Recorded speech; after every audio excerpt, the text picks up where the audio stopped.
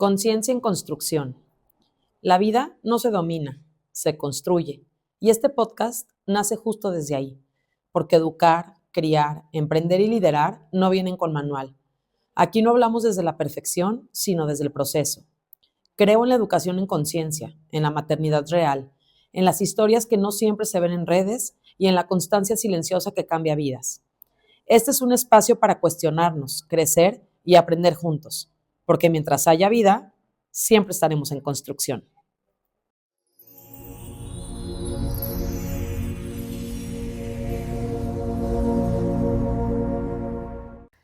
Hola, hola. ¿Qué tal? Hola, ¿Cómo estás? Qué gusto. Tengo a Marta Romero, amiga mía, muy querida. Vino así de rápido y dije, la voy a agarrar para que venga conmigo a platicar, porque tienes una historia muy padre, familiar, propia, y quisiera que todo el mundo te conociera. Si quieres presentarte con nuestra gran audiencia de Conciencia en Construcción. Muchas gracias, pues muy contenta de estar aquí gracias. con mi amiga querida Lola, de muchos años. Muchos años. Soy Marta Elena Romero, ¿qué más puedo decir? Soy mamá de 3 niñas, esposa, escritora de cuentos infantiles, buscadora de propinas. Buscadora de propinas. Buscadora de Eso sí está hermoso. Al ratito que nos lo platique, van a ver. Y nada, vengo de una familia de Guanajuato, crecí en Guanajuato, una familia muy grande, adoptada por Irapuato. Así es. Y de hace muchos años ya. De muchos adoptada años, por Irapuato. 20 años. 20 años. Uh-huh. O sea, veniste a la metrópoli. Es correcto. Bueno, mira, que no me escuchan desde Guanajuato. Es broma, es broma. Marta viene de una familia, es la mayor de 10 hermanos. Sí. Muchos hijos tuvieron tus papás, muchos hijos. Sí. Y vienes de una familia sumamente altruista, enfocada en el pueblo, en la gente, en ayudar, los dos, tanto tu papá como tu mamá. Sí. Tu papá fue gobernador de Guanajuato. Sí. ¿Tú estuviste algún tiempo en el DIF? Yo estuve en el DIF, bueno, primero apoyando a mi mamá a distancia, porque yo en ese entonces estudiaba en Puebla, pero bueno, apoyaba, entonces estaba como involucrada de cierta manera. Sin embargo, en el 2006, mi tío Eduardo, quien es el hermano menor de mi papá, gana las elecciones como alcalde en Guanajuato, y él era viudo. Okay. Entonces me pide que yo me haga cargo de la presidencia del DIF municipal de Guanajuato. Y lo hice. Y tú ya tenías gran conocimiento, o sea, tú ya venías ayudándole a tu mamá, aunque fuera a distancia, pero pues ya sabías más o menos de qué se trataba. Ayudó el hecho de que fue consecutivo, o sea, justo en el 2006, que salen mis papás de su periodo, empieza entonces sí tenía yo muy fresca el tema de los programas y también de algunas actividades que se hacían para recaudar fondos, y bueno, aparte uno le imprime ahí su sello. Claro. Y te adaptas, ¿no?, a las nuevas circunstancias, porque aparte pues no es lo mismo un DIF a nivel municipal que a nivel estatal. Pero tu mamá ha sido altruista siempre desde antes de que tu papá quedara como gobernador, ¿correcto? Sí. O sea, tu mamá siempre ha estado en pro de la gente, de ayudarles, de buscar la forma de que esté mejor la gente de su alrededor.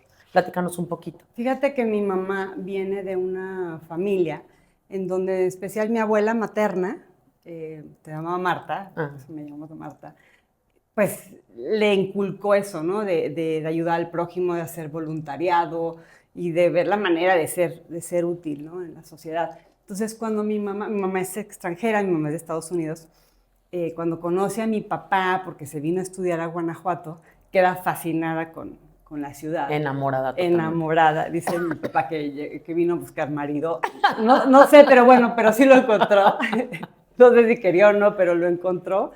Entonces, cuando se casan y se muda a Guanajuato, pues cayó como, híjole, en blandito, como decimos. La verdad es que pues se hizo de amigas, encontró nuevos proyectos, encontró pues también organizaciones en las que podía ella participar. Ayudar, claro. Y otras que formó con otras personas, ¿no? Entonces, te puedo dar muchos ejemplos de cosas que hizo, pero la verdad es que cuando ella llega al DIF, pues ya tiene toda una trayectoria, sí, claro, de, yo creo que más de 25 años. Y gente que la conocía ya, sí, de más de 25 años, sí, entonces pudo ayudar a muchísima gente. Sí, porque ya tenía pues un mayor alcance, ¿no? A través, claro, de un... ¿Y eso crees que se permeó en todos tus hermanos, o hay unos que son, no es que no sean altruistas, no es que no quieran ayudar, vaya, sí, sino que es como que un poco menos? ¿Tú fuiste la que más tomaste de ella? Pues ¿O todos en su modo? Creo que todos todos de una manera u otra, porque nada arrastra más que el ejemplo, ¿no? Y Claro. bueno, tú que te dedicas a la educación lo sabes. Entonces mi mamá sí hizo como un esfuerzo en involucrarnos, en llevarnos a las comunidades, dábamos juguetes el 6 de enero en la casa, ¿no? Entonces, a ver, nosotros los entregábamos, nosotros le ayudábamos a comprarlos. Claro. O sea, siempre lo vieron y lo vivieron. Y lo vivimos. Híjole, otros proyectos siempre que sí le llevabas cosas pues a las comunidades nos traía y bueno, obviamente siendo 10 hijos, pues nos tocó lo que dice mi mamá como camadas, ¿no? Diferentes etapas. Claro. Entonces, pues a mí me tocó hacer ciertos proyectos, a los mayores, los medianos otros, y a los pequeños les tocó mucho el tema del DIF también, o sea, Ok. porque eran pequeños. Ya, cuando tus papás estaban en su periodo de gobernatura, Sí. ellos eran todavía pequeñitos. Sí, o sea, eran pequeños. Sí, tendría yo, la menor tenía 6 años. Sí, no, estaba muy chiquita, Sí, claro. sí. Pero les tocaban diferentes proyectos y todos fueron premiados, o sea, tu mamá fue premiando en todos esa ayuda, ¿no? Yo creo que sí. Y, pues es algo con lo que... Con lo que creciste. Con lo que creces, un valor con el que vives, ¿no? También, y sí, con mucho orgullo, Ay, la qué verdad. padre, qué padre. Sí. Oye, ¿y en qué momento, porque aquí ven muchos libros, son los libros de Marta, pero ¿en qué momento te entra la espinita de decir, ay, yo quiero ser escritora? ¿O alguien en tu familia? ¿O fue algo así tuyo? ¿Se te ocurrió un día? Fíjate que es un poco curioso. Yo crecí siempre rodeada de libros. Eso es algo que agradezco a mis papás. Porque, dato curioso, yo crecí en Guanajuato, en las afueras, no había señal de tele. Ok. Entonces, había radio. Luego después hubo un canal, pero bueno, no lo veíamos Eso y nada, mucho. eso y nada, era lo Ajá. mismo. Y entonces había muchos libros. O sea, Entonces, 10 hijos sí. sin señal de televisión. Bueno, no, en ya esa- con los chiquitos ya. éramos menos. Ajá, Ok. cuando no había, éramos, no sé, 5 tal vez. Bueno, no son sé. muchísimos de todos modos. Sí. Entonces, bueno, siempre estuve muy rodeada de libros y también como al tener hermanos, pues tenía yo lectores, ¿no? Bueno, sí, Sí, claro, a quién claro. leerles, ¿no? Sí. Y siendo yo la mayor, la verdad es que yo recuerdo cuando aprendí a leer y les leía todo mucho y atropellado y como tú quieras. Pero te tenían que escuchar, Bueno, o sea, siéntense. Sí, claro. Sí, Como ya aprendí a maestra. leer. Aparte yo era la única mujer, fueron 4 hombres, luego una mujer, luego 3 hombres y otra mujer, ¿no? Entonces yo era como la maestra, era como la institutriz y me sentía muy especial en tener audiencia. Entonces, bueno, digamos que esa fue como la semillita, ¿no? Y la verdad es que, y siempre lo sostengo, yo siempre he sido fan de la literatura infantil. No se me quitó con los años. O sea, yo seguía siendo adolescente y me gustaban los libros. Los libros infantiles. Ajá. Y así, igual de adulto y tal, ¿no? Cuando me convertí en mamá, pues tuve la excusa perfecta para hacerme de más cuentos. Y algo que me encanta, Lola, y por los que yo siento como mucha gratitud, es que se convierten en un puente, como una manera, una herramienta para poder tocar diferentes temas con los niños. Claro. Nos prestan las palabras, o sea, aparte de todas las ventajas que podemos enumerar de los beneficios de leerles a los niños, a mí me parecen un puente para poder tocar diferentes puertas, para ser como esa manera de aproximarte. Con temas a lo mejor de repente complicados que Exacto. podrían ser, pero los puedes tocar de una manera muy ligera para los niños. Sí, a través de un intermediario, Claro, ¿no? claro. Digamos. Entonces, bueno, llegó un momento cuando tengo 3 hijas y se llevan año y medio, entonces están muy seguidas, muy seguidas. Y yo iba a la biblioteca, estábamos en un periodo de 2 años viviendo fuera, entonces iba a una biblioteca muy bonita y había libros y bueno, porque, o sea, no te das abasto comprándolos, bueno. No, jamás. Jamás. Entonces, ahí me surgió más o menos en esa época la idea de publicar un cuento. A mí siempre me ha encantado leer, me ha encantado escribir, yo escritora de closet, digamos, de esta manera. Estudié la carrera de Ciencias de la Comunicación y me dediqué un tiempo a escribir guiones y también periodismo y todo eso, ¿no? Entonces, lo que hice en ese momento, cuando decidí que iba a publicar el primer libro, es que yo me había gustado mucho una historia que yo había escrito para guión radiofónico cuando estaba en la carrera. Ok. Entonces, lo que había hecho, y ya lo tenía en prosa, o sea, lo adapté a prosa, ¿no? Y dije, y obviamente lo pulí muchísimo. Sí, claro, ¿no? claro. porque aparte nunca... Es Manisa, Ajá, ese es Manisa y las Alas Mágicas, que fue el primero, mi hijo literario mayor. Hermosísimo, hermosísimo, para que lo consigan de verdad. A Lorenza le encanta Ese este libro. lo presenté aquí en Irapuato, van a ser hace 12 años, ¿puedes creerlo? En 2014.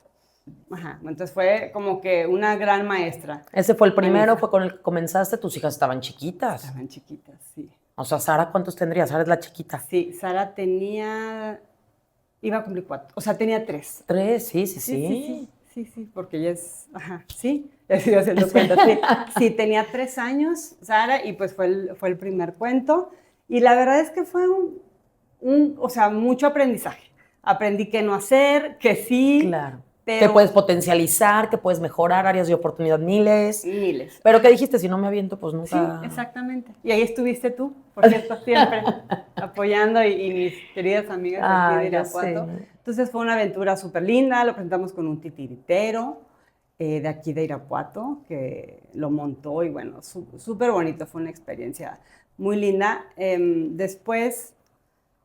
pues dejé lo de los libros por la paz un rato, me dedico a otras cosas. O sea, tus hijas, en lo que crecían. A mis hijas, sí, pero tuve otros trabajos también y ya como que... Pero yo seguí escribiendo, o sea, a mí se me ocurren historias. O sea, tú siempre estás escribiendo. Sí. O sea, tienes un cuaderno y ahí estás escribiendo todo el día. Antes era el cuaderno, ahora es el teléfono. O sea, tengo mis notas y a veces son nada más como lluvias de ideas, ¿no? Y ya si quieres escribir algo, ya de ahí lo desarrollas. Yo de ahí lo desarrollo. O, por ejemplo, necesito una idea o digo, yo algo como que de este tipo había escrito, ¿sabes? Entonces, es como mi glosario ahí. Ok. Bueno, el caso es que ya después, pasaron 5 años, yo había escrito una historia que es un cuento que escribí para mis hijas porque estaban teniendo pesadillas, ¿no? Entonces fue muy chistoso. Yo lo escribí como para ayudarlas, ¿no? Y cuando se los leo, porque siempre son mis primeras lecturas. Claro. Primero eran tus hermanos, luego fueron tus hijos. Claro. Sí. Entonces, bueno, son mis críticas literarias más severas, de que, ok, mamá, pero mira, ¿por qué no cambias esto por esto? O sea, esto no nos gusta, esto no nos llama la atención. O sí, pues, pero mira, podría mejorar y tal, ¿no? Entonces, yo siempre digo que es un libro que escribí con mis 3 hijas. Con ellas, claro. Ajá, exacto. A 8 manos. Y ese fue Luis Sol y las pesadillas. ¿Qué es este? ¿Qué es ese? Ajá, ese. Salió en 2019. Todos los has ido presentando, ¿verdad? O sea, todos has hecho presentaciones de cada uno. Sí, este también, lo hicimos aquí en el CREA. Este ya fue con una editorial. El primero, el de Manisa y las Alas Mágicas, fue una autopublicación. El segundo ya fue con una editorial. ¿Cómo le haces, por ejemplo, escribes y cómo buscas una editorial? ¿Cómo haces esa búsqueda de una editorial para que te lo publiquen? Mira, hay varias maneras de hacerlo. En este caso, quien me ayudó muchísimo y quien me guió fue Rayo Guzmán, porque era la editorial con la que ella también ha estado. Ajá. Entonces, por ahí fue pues el contacto y también sirvió que yo ya había publicado un libro antes. Si tú publicas el libro que tú dices que ese lo publicaste tú, o sea, tú tienes que hacer absolutamente todo, mandarlo, imprimir, encuadernarlo. Sí, hay personas que lo hacen. Sí. Pero tú es por tu cuenta, o sea. Sí. Por ejemplo, el primero lo ilustró Isaura Izquierdo, que es una chica de Guanajuato, súper talentosa, y lo hizo, son unos cuadros que todavía conservo en técnica de collage. Me acuerdo que los tienes en tu casa. Y ella misma los digitalizó. Y después, sí, alguien me hizo todo el diseño editorial, aparte de este. Y bueno, fue Manisa. Ya para Luis Sol y las pesadillas con la editorial, me dieron a escoger unos cuantos, eran creo que 3 portafolios de ilustradores. Y sin decirme si era hombre o mujer, era nada. Nada más te los mostraban y tú ya elegías. Yo elegía. Entonces, elegí una en particular que resultó ser María Perujo Lavín, que es también una chica súper, súper talentosa. Y ella en ese entonces estaba en Canadá, entonces todo fue a larga distancia.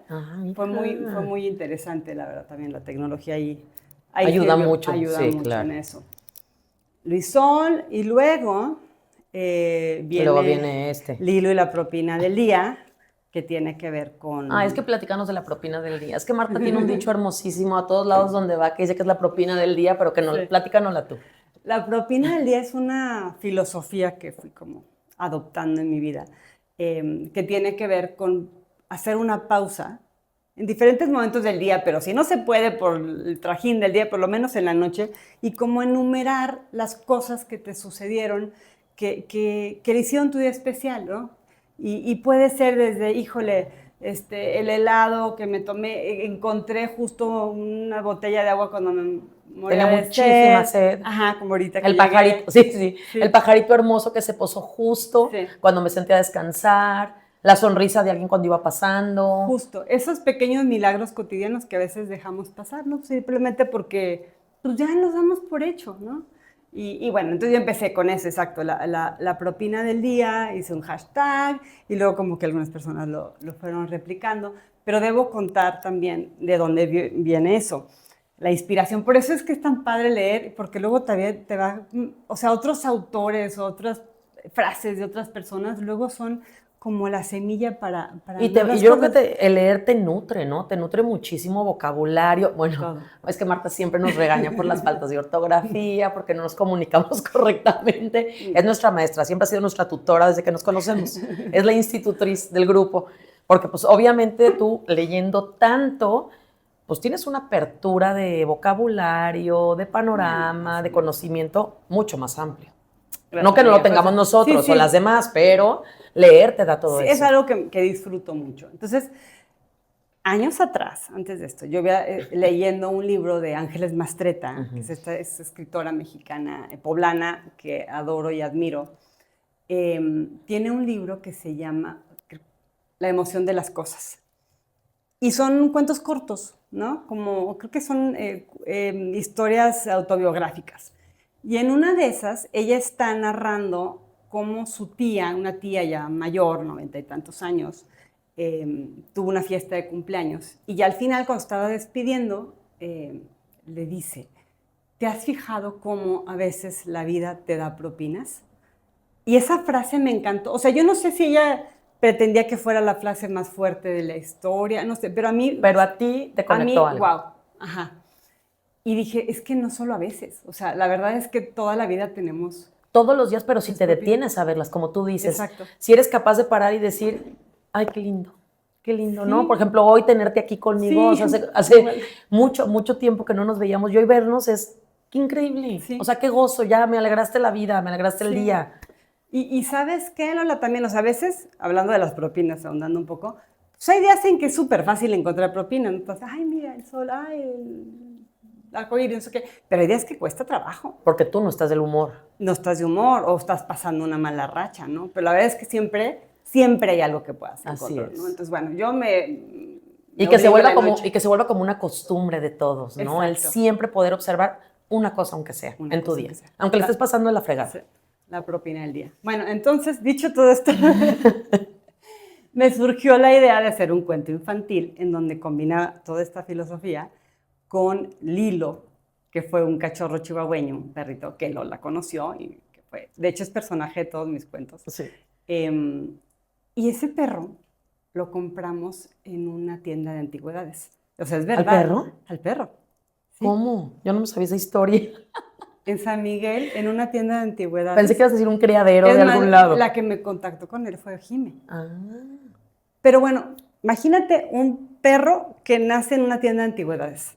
Entonces yo empecé a imaginar pues todo lo que este perrito habrá olido, escuchado, la luz. Observado. Exacto, los olores de las maderas, o sea, todo eso, ¿no? Entonces de ahí me viene la idea de cómo Lilo, pues, sabe apreciar las propinas y pasa una situación donde la familia como que finalmente lo nota y esto lleva a una dinámica. Qué vaciado, familiar. Yo no me sabía, qué buena historia esa, yo no sabía. ¿De Lilo? No. Sí. No, o sea, sabía que era el cachorro de la casa de la familia, pero nunca te lo habían comprado en una casa de antigüedades. Territorial y todo, sí. Y ahí salen mis hijas de personajes y bueno. Entonces, bueno, pues Lilo, esa es como surge Lilo. Y fíjate que el Lilo y la propina del día salió en plena pandemia. 2020. 2020. No. 2019. 2021. Y esa también lo presenté en Irapuato, una audiencia mucho más pequeña, controlada, cubrebocas, bueno, así súper poquito. ¿En dónde fue? Acuérdame. Fue en el jardín que está al lado. En la Casa de la Cultura, ¿no? No. ¿En Los Chinacos? Ajá, en Los Chinacos, pero es un jardín que está al lado de la biblioteca. Sí. De Benito Juárez. Que la presentó una payasita, Sí, no sé qué, sí, porque sí. Lorenza no se le olvida, se sigue acordando, y era Ay, chiquita. hermosa. Sí. Sí, Siempre sí. busco que haya un cuentacuentos o una persona que al menos en las primeras presentaciones, que lo pueda interpretar de una manera más didáctica. Sí, pues ¿no? porque haya niños que se les parezca atractivo, ¿no? Sí, exactamente. Entonces, bueno, esa es la propina del día. Es la misma ilustradora de Luis Hoy las pesadillas, que es María Perujo Lavín. Y este está en inglés y en español. Son libros, o sea, para los niños muy fáciles de leer, para los niños que están aprendiendo lectura. Como tú dices, es muy importante estarles mostrando el que lean, ¿no? Porque luego los niños ya pierden mucho tiempo como que en el teléfono, como que en sus clases en la tarde, pero que lean 5 minutos. A Lorenza sí le dejan, fíjate, todos los días leer 5 minutos. Eso es súper importante. Y aparte, ¿sabes qué, Lola? No es solo los niños, o sea, claro que sí, los estás educando y les estás generando un hábito y abriendo un mundo, pero también como papás o como el adulto que estás conviviendo con ese pequeño, aprendes muchísimo. Claro.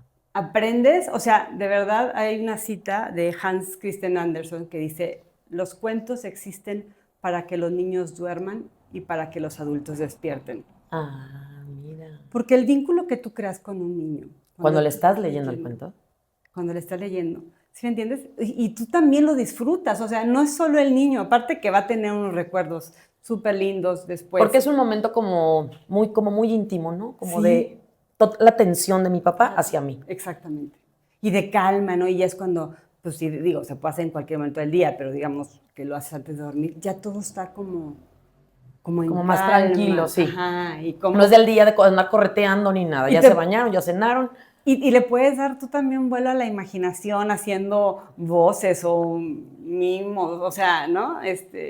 No sé, es un momento súper, súper especial que lo recomiendo mucho. Es más, hace rato estaba leyendo, lo acabo de compartir en Instagram, de cómo los niños en realidad aprenden a leer antes de saber leer. O sea, un niño al que le lees. ¿Por qué? Claro.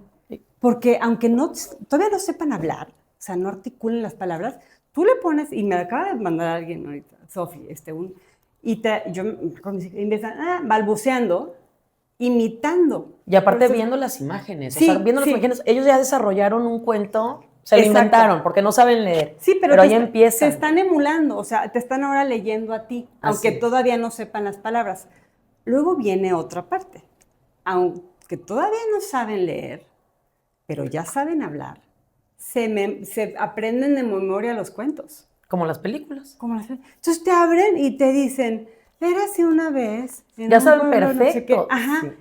Entonces ya les estás tú motivando la memoria. O sea, ¿sí me entiendes? Están aprendiendo una habilidad. Aquí fíjate que en Iniciarte, en todos los salones, desde los más chiquitos, tienen sus cuentos. Obviamente los bebés a lo mejor nada más los abren, los tocan, les llama la atención las figuras, los colores, pero el maternal ya se sientan, y como tú dices, ya se sientan como a leer, según ellos. O sea, ya están como leyéndole al amigo, al que pase cerca, o a ellos mismos. Pero es como aprendemos todo en esta vida, ¿sabes? O sea, de ver, de imitar.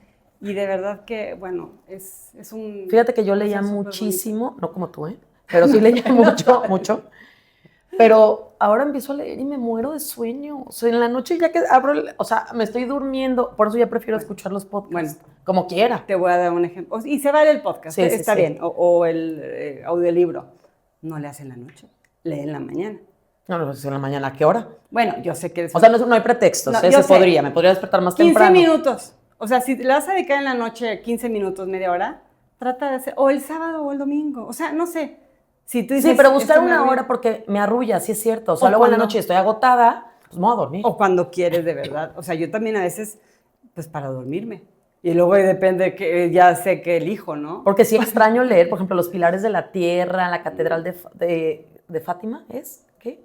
¿Cómo se llama esa? Que es buenísima. La Catedral... Del Mar. Del Mar, ajá. Que ya hicieron serie, no sé qué, pero es un libro que son libros buenísimos y me encanta leer. Sí le voy a hacer así, fíjate, voy a buscar un momentito así, ya sea el fin de semana. Y otra cosa, digo, que se me está ocurriendo ahorita, es, si encuentras un libro que te gustó muchísimo, vuelve a leer después. O sea, deja pasar unos cuantos años y vas a ver cómo es otra historia. O sea, porque tú ya no eres la misma, ¿sabes? Y tú ya vas a estar, pues, notando diferentes cosas, va a haber distintas frases que en esta ocasión te van a resonar. O a lo mejor empezaste a leer ese libro y no te resonó, pero Ajá. nadie lo cerraste en la primera hoja. A mí me pasó con uno de El sonido del viento. ¿De quién? Ay, el de Alfonso, no. Ese es de la Catedral del Mar, se me hace. Ay, no sé, soy Bueno, malísima. uno. Total, o sea, lo abrí y lo cerré. No pude leerlo. Y Verónica, mi hermana, y increíble libro. No pude acabarlo. Es que hay libros que no. A mí me pasa con uno que me han regalado 3 veces, de que Marta te va a encantar porque... Ya diles que no. Y no puedo. No puedo pasar de la página, bueno, a lo mejor llegué a la 30. ¿Cuál es? No quieres decir Ay, para no. que no se ofenda, Sí, pero sí, bueno, sí. no ha podido leerlo. Sí, no. Luego te digo a ti, pero, Ok. hay eso, o sea, tú conectas con ciertas cosas. Pero como dices, a lo mejor dentro de 2 años lo abres y vas a decir, me encantó. Ahorita estoy releyendo, y lo leí apenas el año pasado, uno de Rosa Montero que se llama El peligro de estar cuerda. Está muy interesante, la verdad. Y ahora digo, ay, no me acuerdo de esto. O sea, pero había ciertas cositas que recordaba y otras que digo, no, o sea, lo leí dormida. Y lo estoy releyendo porque yo lo propuse para un círculo de lectura. Entonces yo lo voy a conducir, ni modo que no. Sí, no. Porque tienes que ahí lo volver a leí leer. hace un año, no siempre puedo confiar en mi memoria, ¿no? Entonces, bueno, eso es. Y lo mismo, ¿no? Y lo mismo va a pasar con los libros infantiles. O sea, Claro. o con el niño. A alguno le va a gustar más un personaje, otro te va a hacer una pregunta que nada que ver, o te va a hacer una pregunta sobre algo que no necesariamente está escrito en el cuento, pero que cree que es una historia detrás de... A Lorenza, ahora los Reyes Magos le trajeron el Fantasma de la Ópera. Es que a mí me fascina el Fantasma de la Ópera, me encanta la música, entonces lo trajeron y ella escucha la música conmigo. Y lo he estado, lee, como le dejan 5 minutos, yo que ya van 3 veces que lo lee y se pone otra vez 5 minutos, pero le encanta leerlo y me lo lee a mí. Y yo soy feliz porque me encanta la historia del Fantasma de la Ópera. Y es un cuento chiquito, también súper agradable de leer. Sí. Mira, qué bueno que hay versión para niños. Sí, porque hay mucha versión de libros así de adultos o de historias de adultos para niños. Es que eso también es importante recalcar. O sea, tenemos que acercarles libros que sean apropiados a su edad. Sí, porque a veces también les damos cosas pesadas. Muy pesadas o a lo mejor sí es apto para niños de 7 a 10, pero a él no le gusta. No. Eso le pasó con otro cuento que le trajeron los Reyes, no. Eso es lo que pasa, entonces también no lo podemos forzar, porque necesitamos que sea algo que disfruten y que sea algo que ellos, de ser posible, elijan, ¿no? Y que no se vuelva pesado, que no sea la tarea de leer, sino sea... voy a disfrutar la lectura. Sí, exactamente. Que sea un hábito padre. Y que lo asocien con todo eso que decimos, del rato tranquilo, de un momento pues íntimo, ya sea ellos leyendo solo si ya saben leer, o que le puedan leer a otros, o el tiempo que pasas con... Y de aprender también, porque luego salen palabras que no conocen. ¿Y qué significa, mamá? O ¿dónde está tal cosa? ¿No? Y ya les empiezas a decir, o lo investigan juntos porque tampoco sabes tú. Entonces está muy padre eso. Y por último, este libro... que es el último que has escrito, que es una historia triste, hermosísima, porque está hermoso el libro, pero nació de una historia muy triste en tu vida. Sí, El árbol de papá oso, siempre digo que es quizá el que más satisfacciones me ha traído, digamos, en el sentido de retroalimentación y de, pues sí, que las personas me comparten, ¿no? Pero es el libro, Lola, que yo hubiera dado cualquier cosa por no haber tenido una razón para escribirlo, ¿no? Claro. Porque no existiera. Porque no existiera, exacto. Y bueno, aquí como dice en la cubierta, dice, una historia sobre el duelo para el corazón de niños y adultos. Y bueno, el árbol de papá oso surge porque en 2020, a inicios de la pandemia, muere mi hermano Juan Carlos, conocido como Juanca. Él era músico, compositor, un tipazo vivía la vida y muy cariñoso y muy amoroso y todo.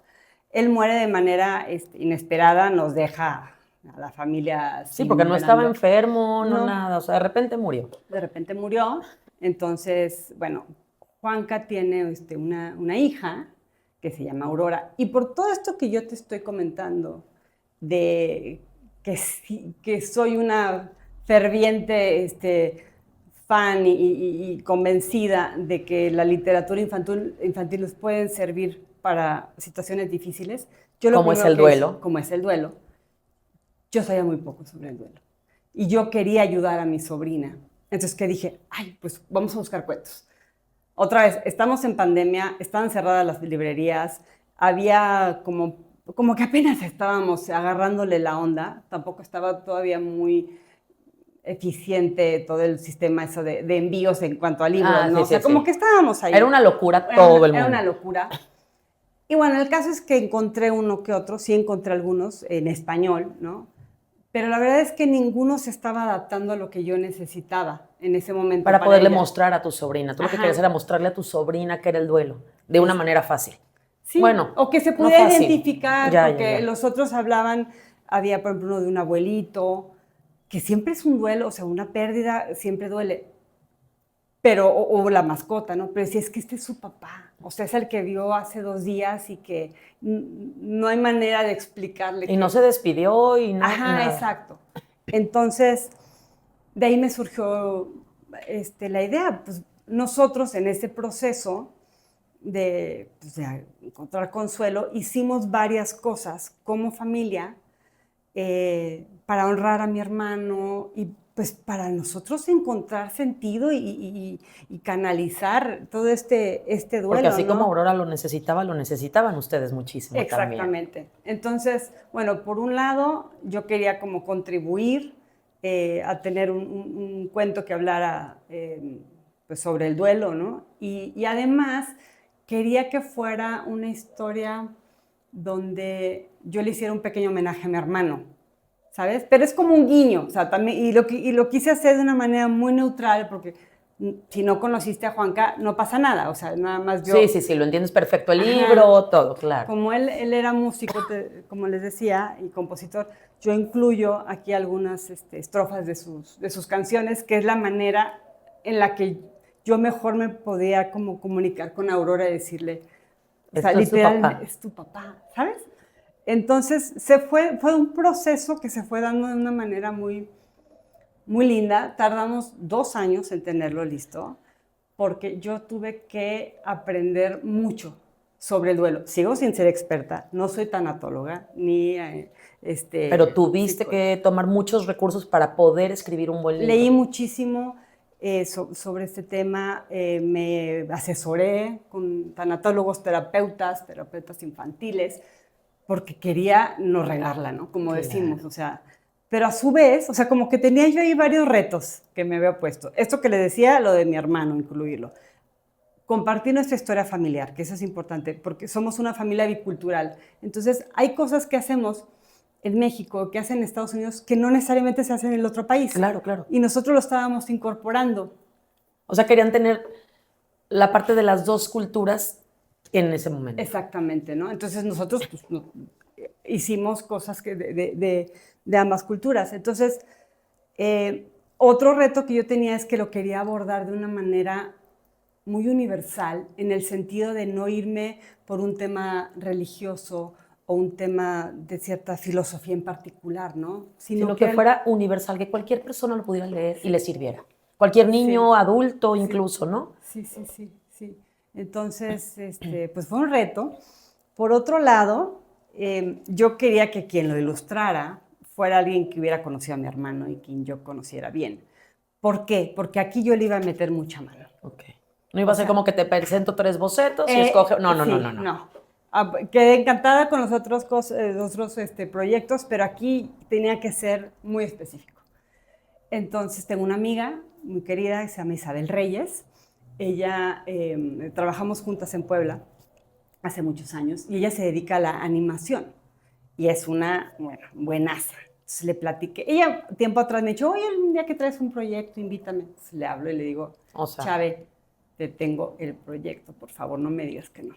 Y me dijo, obviamente, sí. Inmediatamente te dijo que sí. Me dijo que sí. Pero ella, pues, fueron 2 años entre que yo iba ajustando todo el cuento y ella podía ir haciendo las ilustraciones. No, y que me imagino que había momentos que no los querías ni escribir. Sí, claro. O sea, dentro de tu mismo duelo, tristeza, que estabas rota, era yo ni lo quiero escribir. Sí, o sea, fueron muchísimos ajustes, pero a mí algo que... Lo central, aquí la figura central tanto de nuestra historia o sea, en este trayecto de duelo, nuestra historia familiar, como la del cuento, es el árbol. El árbol. Y todo lo que representa y todo lo que a nosotros nos ha, híjole, apapachado. O sea, la verdad es que la existencia, bueno, les digo, muere mi hermano y estaban cerradas todas las iglesias, no nos podíamos estar viendo, fue como algo también que complicó más las cosas, o sea, muchos pues, no se pudieron despedir, ¿no? Entonces, ¿qué pasaba? Nos mandaban flores a la casa, que era su manera de decir, Aquí estamos. estamos con ustedes, ¿no? O sea, había una cantidad tremenda de flores. Y como al tercer día, cuarto, alguno de mis hermanos se le ocurrió, oigan, ¿por qué no sembramos un árbol? Que es algo que se usa mucho no sé, bueno, en Estados Unidos y en particular en la familia de mi mamá es una práctica que se hace, ¿no? A mí se me hace muy hermoso eso. A mí se me hace divino. O sea, como que siempre está vivo, está ahí, lo puedes ir a tocar, a hablar, ¿no? Entonces, fíjate, lo que hicimos, el día que lo sembramos, estamos todos los hermanos, aparte lo elegimos todos, fuimos a comprarlo, un vivero, lo elegimos todos y así como y así lo abrazaba así, sí me... Oh. ¿Sí? O sea, como que cuál era el que el indicado, ¿no? Elegimos un encino rojo porque es una especie que se da en Guanajuato, hasta por o sea, ya la salida por la sierra, y también se da en Wisconsin, de donde es mi mamá. Entonces era como muy emblemático, es que es perfecto. Muy significativo. Muy significativo. Lo plantamos y quisiera saber quién, no me acuerdo bien, otro de los hermanos tuvo la idea, vamos a echar todas las flores, como abono. Ok, porque eran muchísimas flores. Eran muchas flores. Entonces fue como también como un ritual que yo nunca antes había visto, súper lindo para nosotros de estar como, y le decíamos algo, ¿no? O sea, vamos a extrañar, hermano. O sea, fue algo súper bonito y decía, qué gusto me daría que le dé la idea a otras familias de hacer esto. Como que fue muy liberador, ¿no? Fue muy liberador para toda la familia y bueno, para mí, ¿no? Entonces, como que esa es la figura central de toda la historia. La existencia de ese árbol, ¿no? Y lo de antes y después. Y ahí sigue el árbol, por si sigue, y ese árbol, le digo que parece árbol de Navidad todo el año, porque le decoramos. Y le pusieron una banquita, ¿no? Sí, sí, después para el cumpleaños de Juanca pusimos una banquita con una placa con su nombre, con una frase de una de sus canciones, que es, déjame acuerdo, es...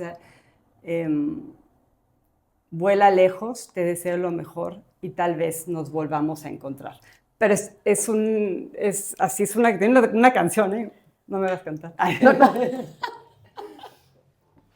Bueno, entonces así surge, como te digo, como pues la idea de poder compartir nuestro trayecto familiar y bueno, 2 años después estuvo listo, Papá Oso.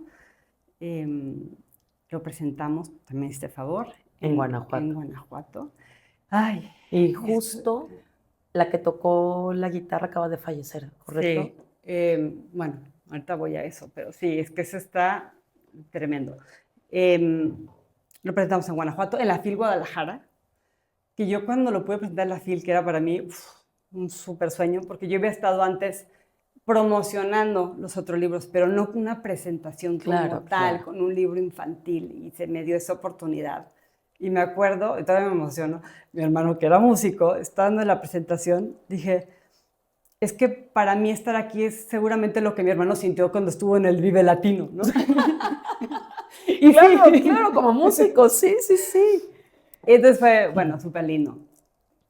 Llegaba, ya cuando estaba yo preparando la primera presentación, dije, ¿quién lo va a interpretar? Porque yo, como decía, me gusta que alguien más lo interprete, y este en particular...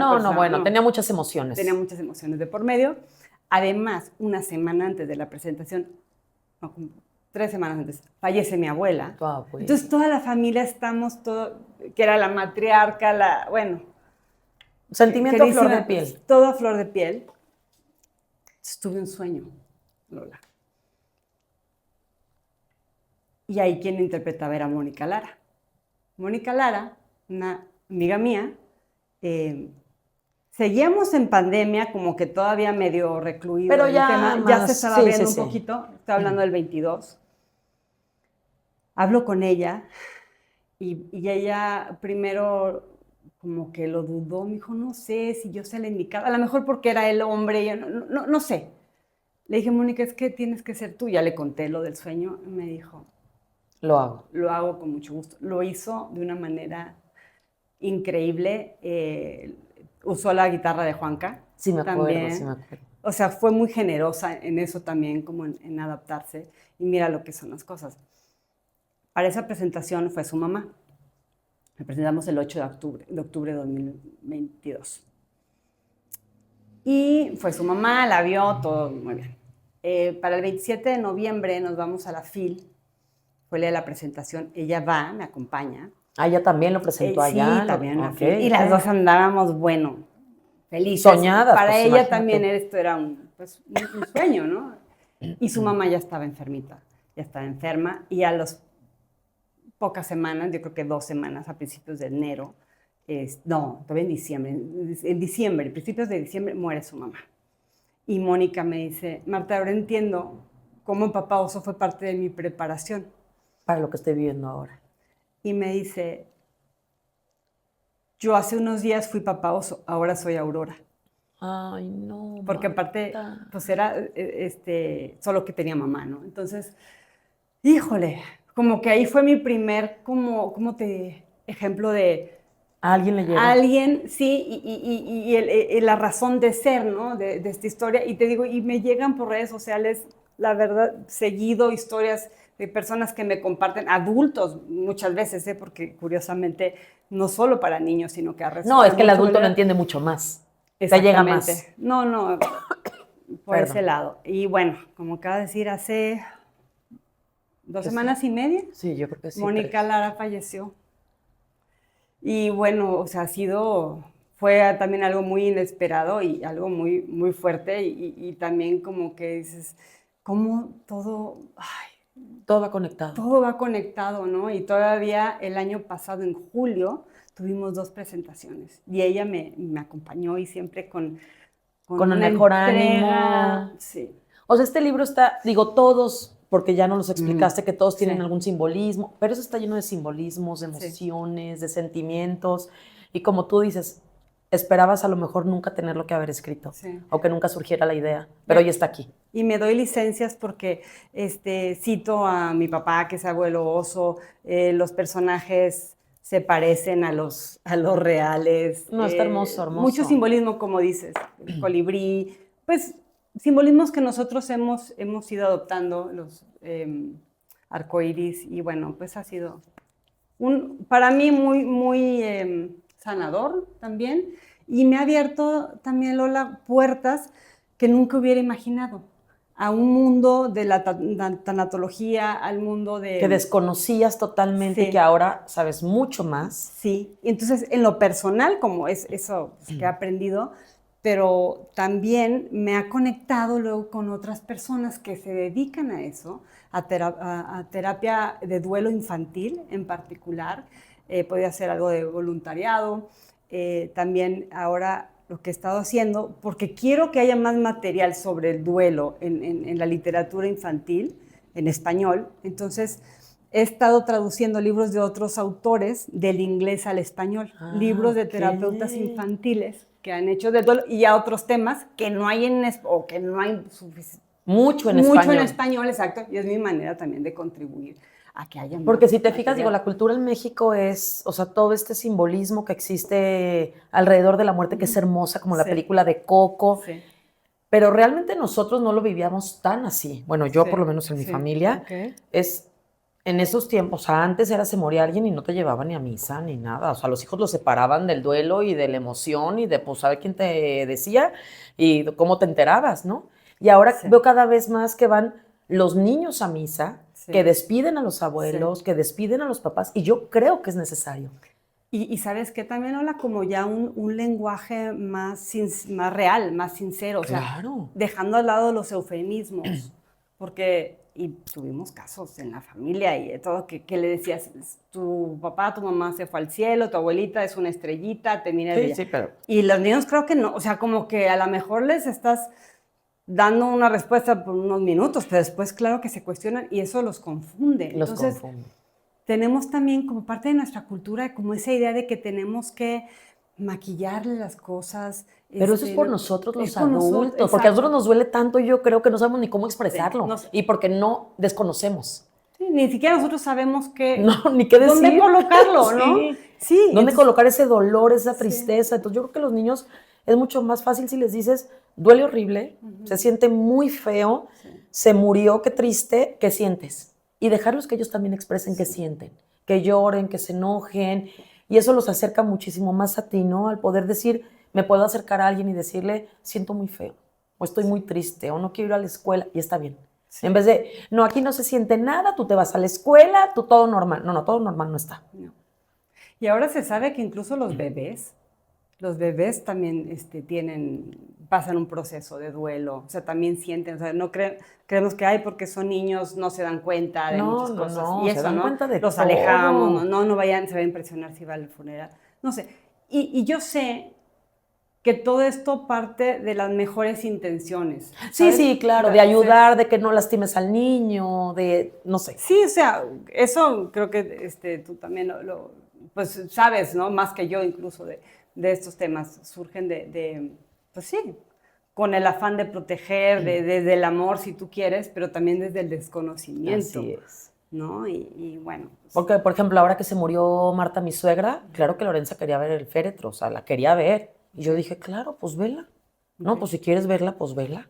Claro, yo no me acerqué, ¿eh? O sea, yo a mí no me gusta. Sí, pero si ella lo está pidiendo. Pero si ella lo está pidiendo, pues vela, está bien. Y estuvo ahí, lloró, y luego cantó, y luego rezó el rosario, y luego con Julie, mi cuñada. Y ahí estuvo todo el rato, y fueron amigos de ella, y lloraban junto con ella, y la abrazaban, y la acariciaban. Y digo, qué hermoso que compartieron esos momentos con ella. Qué bueno que pudiste, pues, regalarle esa que lo vivió diferente, ¿no? Que en alguna otra ocasión así, no vayas, que no te duela. ¿Por qué no quieres que le duela, como tú dices? Sí.